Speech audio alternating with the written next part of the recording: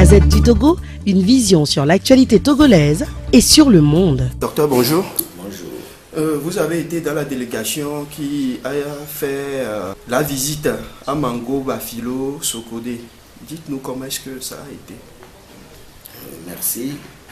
Et effectivement, santé du peuple, par ma personne, était représentée dans cette délégation qui s'est déplacée à l'intérieur du pays. Vous savez que quand nous avons fait notre programme la dernière fois, il était question que le mercredi, il y ait une conférence de presse et en même temps qu'il y ait une délégation qui aille à l'intérieur du pays pour s'enquérir des nouvelles de nos compatriotes à l'intérieur. Vous savez qu'avec les dernières manifestations, beaucoup de choses s'étaient passées, notamment à Mango, à Bafilo, à Sokodé et à Parataou. Donc nous étions partis, nous étions donc dans une délégation dirigée par le chef de file de l'opposition et Madame Adjamabo. Et nous étions arrivés, on était d'abord allé à Mango, il était prévu qu'on aille d'abord à Mango, et qu'on revienne donc visiter Bafilo, Sokodé et Parataou par la suite. Mais déjà arrivé à Sokodé, à l'aller, nous avions été obligés de nous arrêter parce que tellement les populations nous attendaient, bien que ce n'était pas en ce moment notre destination, mais nous avons été obligés de nous arrêter et les populations étaient sorties nombreuses sur la nationale, et qui nous ont accueillis donc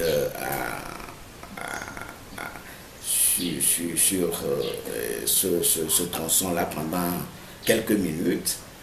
Et nous sommes descendus, nous avons salué chaleureusement cette population qui visiblement était vraiment déterminée et qui visiblement attendait donc cette délégation qui devait arriver. Donc encore une fois, pour dire que les gens sont très sensibilisés, les populations sont très sensibilisées et sont extrêmement à l'écoute de ce qui se fait tous les jours par l'opposition.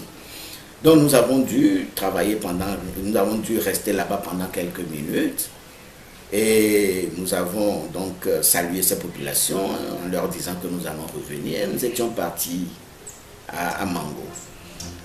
Et vous savez que notre mission c'était d'abord d'aller saluer les parents des victimes, leur présenter nos condoléances et les soutenir, leur demander de garder espoir dans cette situation difficile.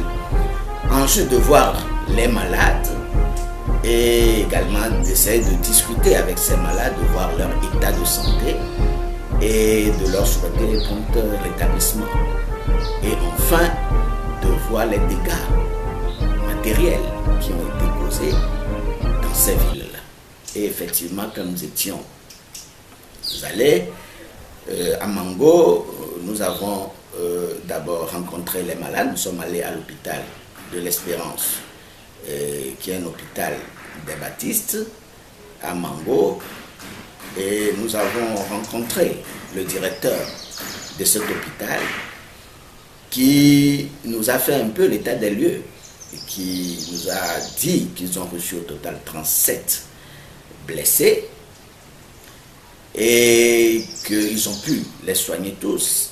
L'essentiel était rentré chez lui et il restait donc 3 malades que nous avons pu voir autour de 17 heures. Et ces malades, ils étaient au nombre de 3. Il y avait d'abord un malade qui avait une fracture au niveau de la cuisse gauche, qui était sous traction et que nous avons rencontré et qui visiblement était abattu mais plein d'espoir pour l'avenir, qui était donc dans une situation assez déplorable, mais qui était armé d'un certain espoir que le lendemain sera meilleur dans ce pays-là. Ensuite, nous avons vu le blessé qui était encore dans un état difficile. Ça, c'était carrément à la réanimation.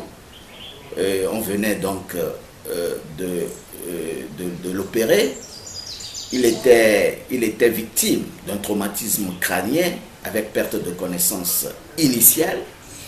Et d'après le rapport fait par le directeur de l'hôpital, cette perte de connaissance initiale a duré pendant 48 heures et il a commencé par émerger progressivement avec des propos incohérents jusqu'à hier là quand on était arrivé. Et moi aussi j'ai eu à l'approcher en tant que médecin et je trouvais que la conscience n'était pas encore totalement au point. Donc quand j'avais discuté, j'avais essayé donc de l'approcher. Et cette même personne avait une fracture à la jambe gauche et une fracture très sévère qui a fait que pratiquement il n'y avait plus de vascularisation. On était donc en passe de l'amputer parce que c'était complètement coupé et la vascularisation était complètement défaillante. Mais les médecins se sont vraiment battus pour voir s'il est possible donc de récupérer cette moitié de jambe et le pied. Et ils ont pu quand même colmater les brèches en attendant de voir si progressivement cette vascularisation va reprendre. Et quand on était parti, il commençait, parce que le pied était totalement froid, moi-même j'avais eu à l'examiner, c'était un pied totalement, c'était un pied plus ou moins qui commençait par avoir un peu de chaleur, mais il paraît que quand il était arrivé, c'était un pied totalement froid, ce qui prouve que il n'y avait donc pas de vascularisation à ce niveau. Mais ils ont essayé, ils ont remis le pied en place en attendant de voir si cette vascularisation peut reprendre. Au cas contraire, ce sera l'amputation. C'était très difficile. J'ai rencontré la maman qui était une jeune dame, et qui était très abattue, qui était très affectée parce que voir son enfant très, très jeune, cette maman, je ne lui donne pas 40 ans. Donc voir son enfant qui a, je ne sais pas quel âge l'enfant a, mais c'est un enfant très jeune. Voir qu'on va peut-être se retrouver avec un enfant de cet âge-là qui aura un pied amputé, qui aura une jambe amputée, vous imaginez un peu ce que cela peut représenter pour les populations. Et il paraît que les auteurs de cet acte ont cassé le pied avec des objets. Certains parlent qui ont complété donc ce travail avec la main. Vous voyez un peu la douleur que cela peut représenter, prendre un pied et le casser. Mais c'est terrible, parce que même quand vous faites un accident, vous avez une fracture, c'est quelque chose qui se passe de façon brutale. Vous n'avez pas le temps vraiment de sentir longtemps la douleur. Mais ici, donc, on a coupé le pied exprès, et pas de façon... Mais c'est terrible. C'est terrible quand vous voyez des choses comme ça. Et j'ai vu la maman vivre ce martyre-là, et c'est quelque chose d'assez terrible.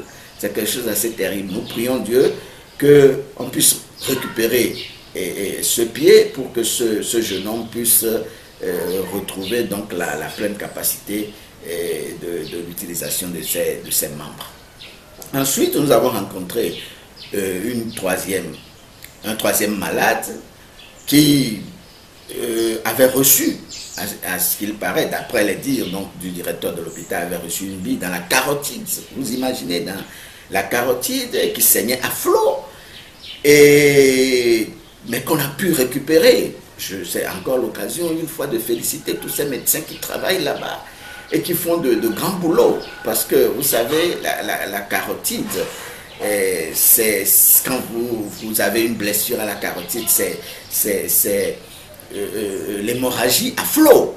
C'est l'hémorragie à flot, mais on a pu récupérer quand même cette personne. Nous avons eu à bavarder, à parler avec lui, qui était très ému, qui était très choqué également par la situation que nous vivons dans notre pays. Nous avons rencontré sa femme et c'était quelque chose d'assez émouvant. Maintenant, après, nous avons quitté l'hôpital. Il fallait donc aller dans les maisons des victimes, de rencontrer les parents de ces victimes-là. Donc, nous avons rendu visite aux deux qui sont morts par noyade.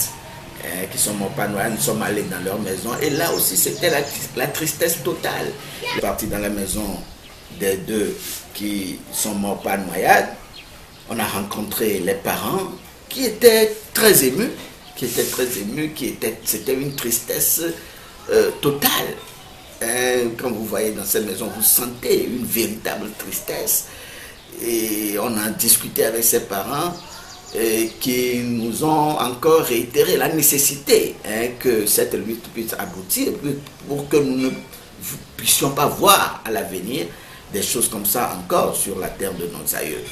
Et ils nous ont très bien reçus. Et ils ont discuté avec nous, ils nous ont raconté les circonstances dans lesquelles leurs enfants sont décédés. Et nous les avons remerciés, nous leur avons présenté nos condoléances et nous leur avons dit à quel point nous sommes préoccupés par la situation dans notre pays et nous leur avons expliqué que nous serons toujours de cœur avec eux et que nous allons toujours les soutenir.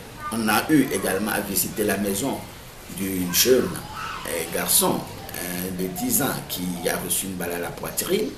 Nous avons eu à visiter également sa maison. Nous avons rencontré également ses parents. C'était quelque chose d'assez difficile qui ne m'est pas facile d'exprimer ici. C'était très triste. Et ça nous fait nous poser quand même beaucoup de questions sur la manière dont notre pays évolue. Et est-ce que cette histoire-là va continuer jusqu'à quand les gens vont verser leur sang, jusqu'à quand les gens vont perdre leur vie pour un rien du tout? Je ne comprends pas, parce que la vie, c'est ce que l'être a de plus cher. Et nous posons des questions, nous nous sommes posés beaucoup de questions par rapport à toute cette situation. Après, donc le lendemain, nous sommes descendus à Bafilo, où la délégation a été reçue en triomphe. Les populations nous attendaient, donc on a eu également à Bafilo à visiter la personne décédée et à présenter également des condoléances aux familles éplorées. Après, donc, nous sommes venus à Sokodé, mais avant que la délégation ne vienne à Sokodé, il y avait donc une partie de cette délégation qui visitait déjà à Mango les endroits qui ont été sinistrés, qui ont été sinistrés pour voir les dégâts matériels que tout cela a causé. Et je vous assure qu'il y a beaucoup de maisons qui ont été brûlées à Mango. Nous sommes rentrés dans beaucoup de maisons, nous avons vu beaucoup de maisons qui ont été brûlées, auxquelles on a mis du feu. Nous sommes rentrés dans les chambres qui n'avaient même plus de portes parce que les portes ont été brûlées. Nous sommes rentrés dans ces chambres-là, les objets sont par terre brûlés, totalement calcinés. Et nous avons pu recueillir même des informations, des informations des populations qui nous ont parlé et que nous avons dû enregistrer.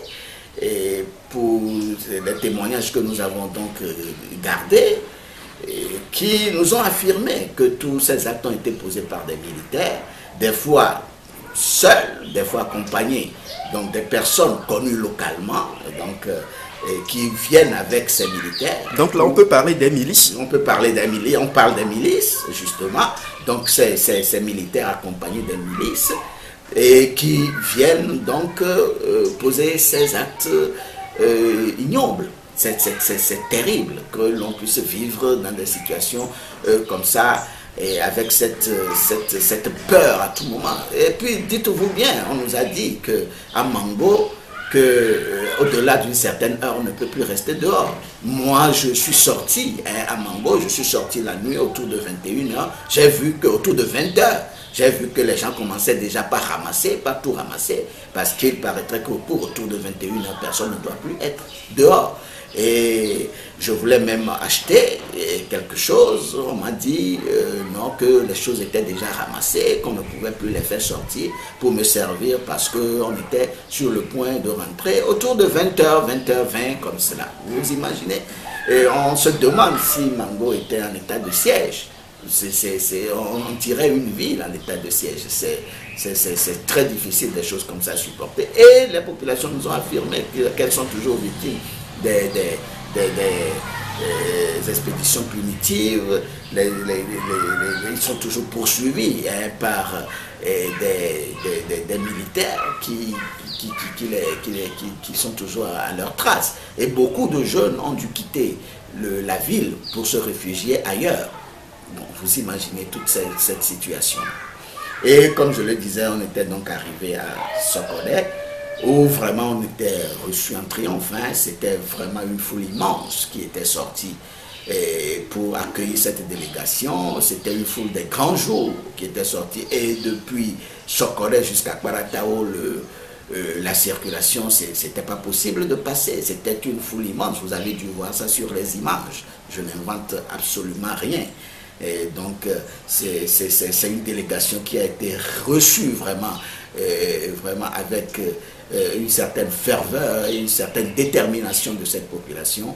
Et on lit visiblement sur cette population que ce sont des gens qui sont décidés vraiment à aller au changement, à obtenir ce que nous sommes en train de demander, c'est-à-dire le retour à la Constitution de 92. Et il ne faisait que crier cela tout au long donc, du déplacement, tout au long de ce trajet-là. Il ne faisait que crier cela, le changement. Il ne faisait que parler donc, du retour à la Constitution de 92.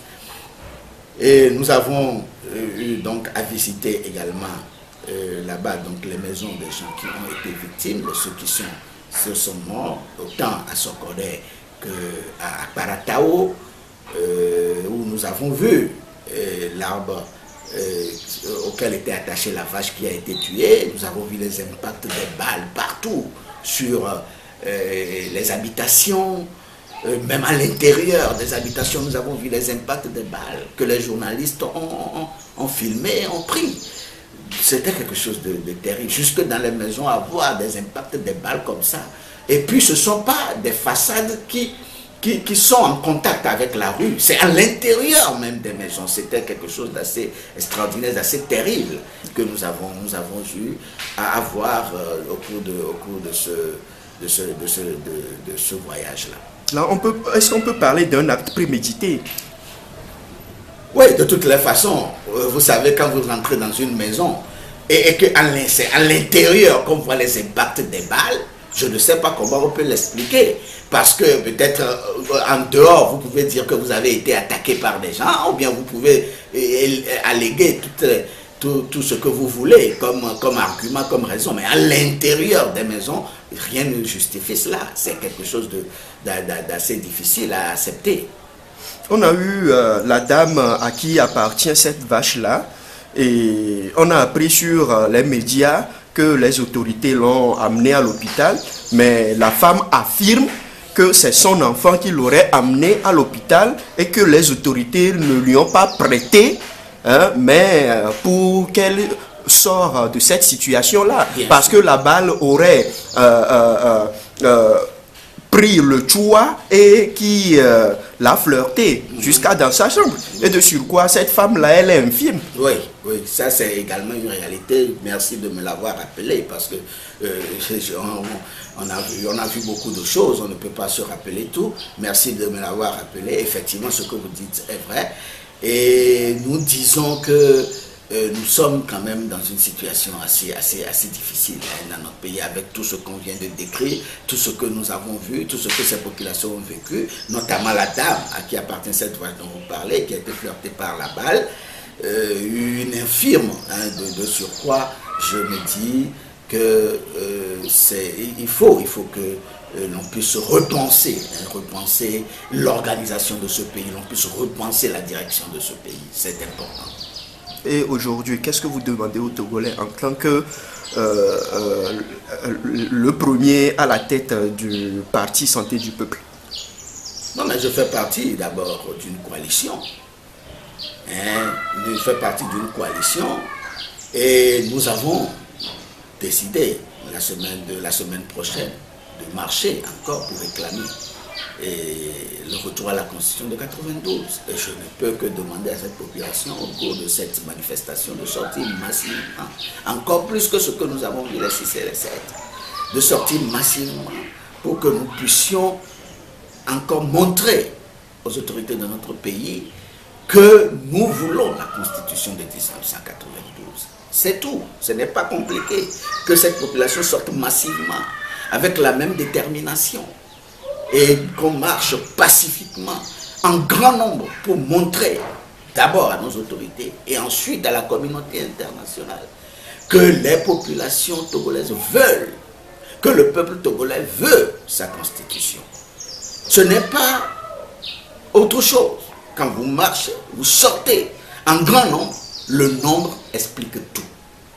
Le nombre explique tout. Donc nous demandons à nos populations de sortir massivement encore la semaine prochaine pour que nous puissions montrer à la face du monde que la Constitution de 1992, nous la voulons. Merci. Et est-ce qu'on peut dire que cette année scolaire-là peut être basculée par ces manifestations que nous voyons aujourd'hui, parce que les professeurs aussi ont décrété les 2 jours de non-rentrée, parce qu'ils sont en train de revendiquer eux aussi. Mais vous savez, c'est pour cela que nous avons dit depuis le début que le chef de l'État n'a qu'à prendre la réelle mesure de ce qui se passe. C'est-à-dire que la vie n'est pas linéaire. Ce n'est pas linéaire. Les choses ne peuvent pas être tous les jours comme vous le souhaitez. Il y aura toujours des moments où vous êtes obligé de constater et d'accepter que les choses deviennent différentes. Et vous êtes obligé de vous accommoder de cela pour que les choses puissent avancer. C'est pour cela que nous avons dit, prenez la réelle mesure de ce qui se passe dans le pays. Et prenez les décisions qui s'imposent pour que les choses puissent revenir à la normale. Déjà, la rentrée scolaire, c'est la semaine prochaine. Mais il faut qu'on pose des actes que le peuple demande pour que la rentrée se passe tranquillement, que les enfants puissent aller à l'école tranquillement et que ce pays puisse vivre dans la paix. Et nous demandons à la population de sortir massivement pour cette marche, qui ne sera plus une marche, qui ne sera plus 2 marches comme la dernière fois, comme vous l'avez vu, et que les gens ont interprété à tort comme des symptômes de dissension au sein de l'opposition. C'était voulu, mais puisque cela a prêté à confusion, nous avons décidé de faire une seule marche la semaine prochaine. Ce sera une marche qui va partir d'un point de départ et qui va chuter à un même point de départ. Donc nous disons à la population de sortir massivement. Nous serons ensemble pour montrer encore que c'est une foule compacte qui a marché, pour montrer cette foule donc, aux yeux des autorités togolaises et aux yeux du monde entier. Merci, nous vous attendons donc la semaine prochaine. Merci, docteur. C'est moi qui vous remercie. La Gazette du Togo, une vision sur l'actualité togolaise et sur le monde. Rejoignez-nous sur le www.lagazettedutogo.com ou sur nos comptes Facebook, Twitter et YouTube. Pour tout contact, écrivez à contact@lagazettedutogo.com ou appelez le 92 80 88 53. La Gazette du Togo, c'est l'information en continu.